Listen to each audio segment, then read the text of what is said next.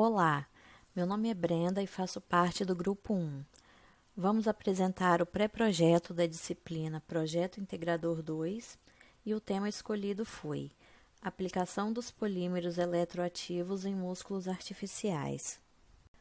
O campo de pesquisa dos polímeros eletroativos surgiu em 1880, quando Wilhelm Röntgen projetou um experimento no qual testou o efeito de um campo eletrostático nas propriedades mecânicas de uma faixa de borracha natural.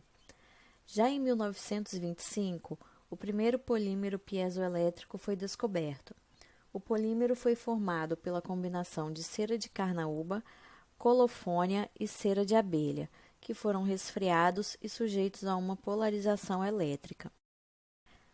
O próximo grande avanço em EAPs ocorreu no final da década de 60, quando Kawai demonstrou que o fluoreto de ponivilideno exibe um grande efeito piezoelétrico. Isso despertou o interesse de pesquisa no desenvolvimento de outros sistemas de polímeros que mostrariam um efeito similar. Em 1977, os primeiros polímeros eletricamente condutores foram descobertos por alguns cientistas, que demonstraram que o poliacetileno era eletricamente condutor e que poderiam aumentar sua condutividade em 8 ordens de grandeza.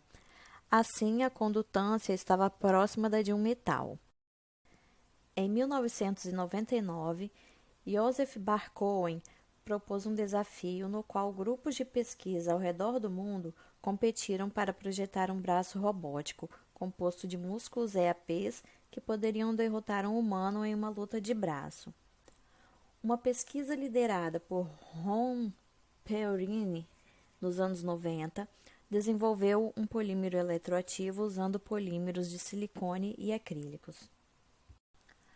A palavra polímero deriva do grego e é a junção das palavras poli, que significa muitos, e mero, que se traduz como uma unidade de repetição.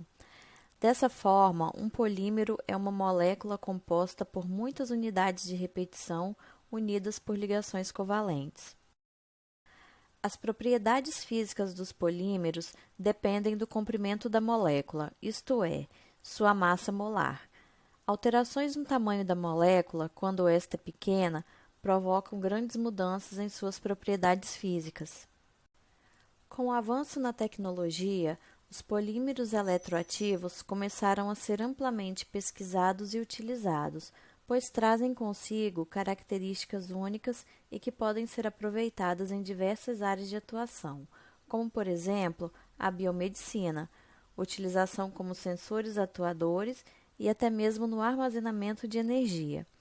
São polímeros que exibem uma mudança no tamanho ou forma quando estimulados por um campo elétrico. A maioria dos atuadores históricos são feitos de materiais piezoelétricos de cerâmica. No final dos anos 90, foi demonstrado que alguns EAPs podem apresentar tensões muito maiores do que qualquer atuador de cerâmica. Uma das aplicações mais comuns para EAPs é no campo da robótica, no desenvolvimento de músculos artificiais. Assim, um polímero eletroativo é muitas vezes referido como um músculo artificial. Tipos de polímetros eletroativos. O EAP pode ter várias configurações, mas geralmente é dividido em dois grupos distintos, os eletrônicos e iônicos. A principal diferença entre as conduções eletrônica e iônica é que a condução eletrônica é o movimento dos elétrons de um lugar para o outro na forma de corrente elétrica, enquanto a condução iônica é o movimento dos íons de um lugar para o outro de acordo com o gradiente iônico. Subgrupo dos polímetros eletrônicos. Polímetros ferroelétricos. Em 1880, Pierre e Paul Jacques Curie, no caso, descobriram que, quando determinados tipos de cristais, como o quartzo e a turmalina, são comprimidos, uma tensão é produzida na superfície do cristal, e é aí que foi descoberto a piezoeletricidade. E com o passar do tempo, observaram o efeito inverso. Quando há aplicações de uma corrente elétrica, esses cristais apresentam um alongamento. Quando o cristal não condutor ou material dielétrico apresenta polarização elétrica espontânea, este fenômeno é chamado de ferroeletricidade.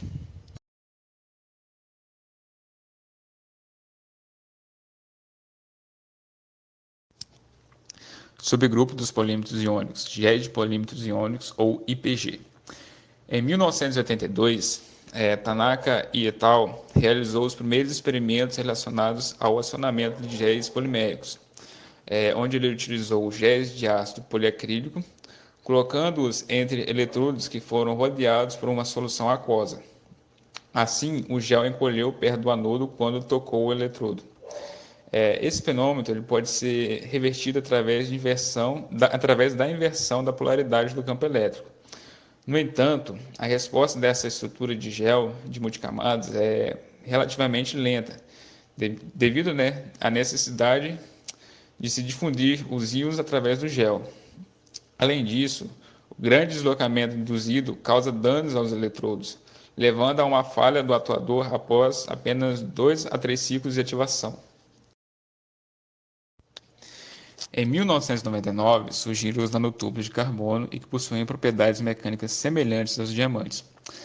As ligações carbono-carbono nos nanotubos, que estão submersos em um eletrólito, e a mudança no comprimento dessa ligação carbono-carbono são os principais responsáveis pelo acionamento deste material.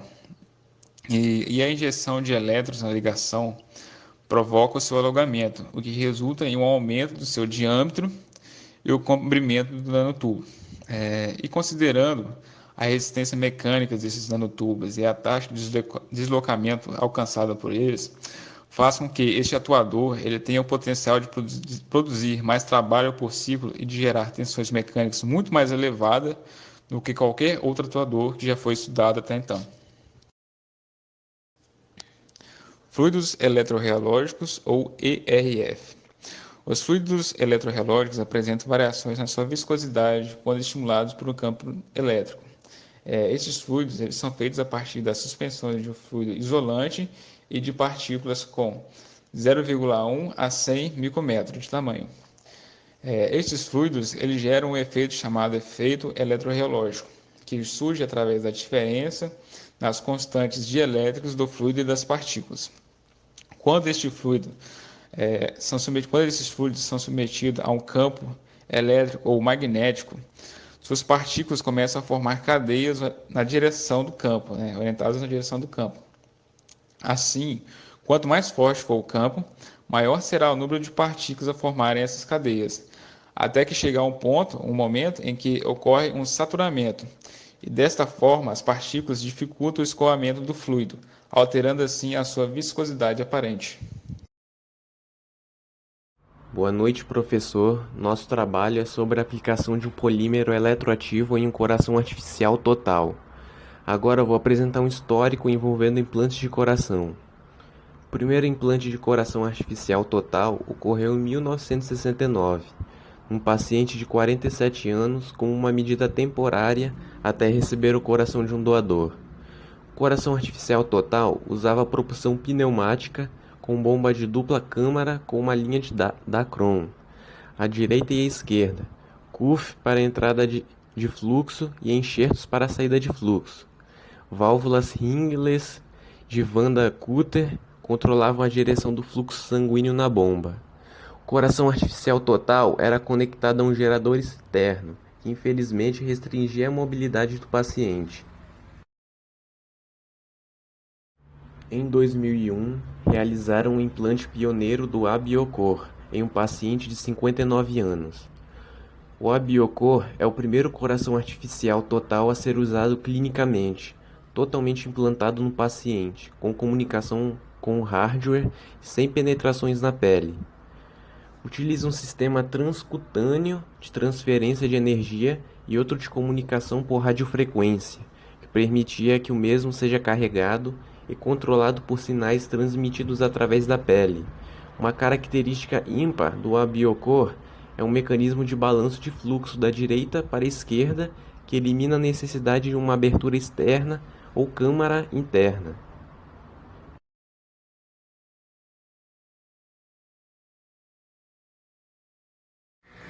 E agora, em 2021, foi implantado num paciente de 39 anos o coração artificial total AESO, que, ao contrário dos corações artificiais convencionais, esse coração artificial total imita o coração humano, pesa 4 kg e é alimentado por 2 baterias recarregáveis, fornecendo ao receptor mais independência após a cirurgia.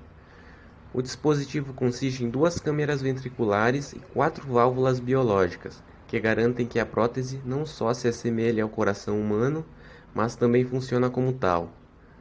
O batimento cardíaco é criado por um fluido atuador que o paciente carrega na bolsa fora do corpo, e o coração é bombeado usando microbombas em resposta à necessidade do paciente, conforme determinado pelos sensores microprocessadores no próprio coração.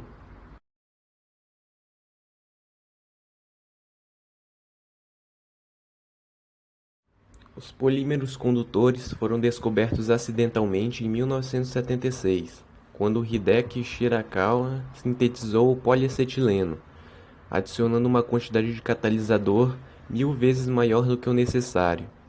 Em 1977, trabalhando com o químico McDiarmid e o físico Alan Rieger, verificaram que a dopagem de poliacetileno com iodo contribuiu para um aumento na condutividade elétrica do material. Os estudos sobre esta classe de material têm crescido devido à grande aplicabilidade em diversas áreas. Um desses polímeros em especial, o polipirrol, tem sido alvo de maior interesse devido às suas características superiores, como alta condutividade elétrica, excelente estabilidade ambiental e fácil polimerização. Com base no que foi abordado a respeito dos polímeros condutores, especialmente o polipirrol, esse foi o polímero condutor escolhido para o desenvolvimento desse trabalho, devido principalmente às suas características físicas e químicas e o amplo leque de possíveis aplicações usando derivados de polipirrol. Na próxima fase deste projeto, será desenvolvido de forma conceitual o projeto de um coração artificial em polímero eletroativo.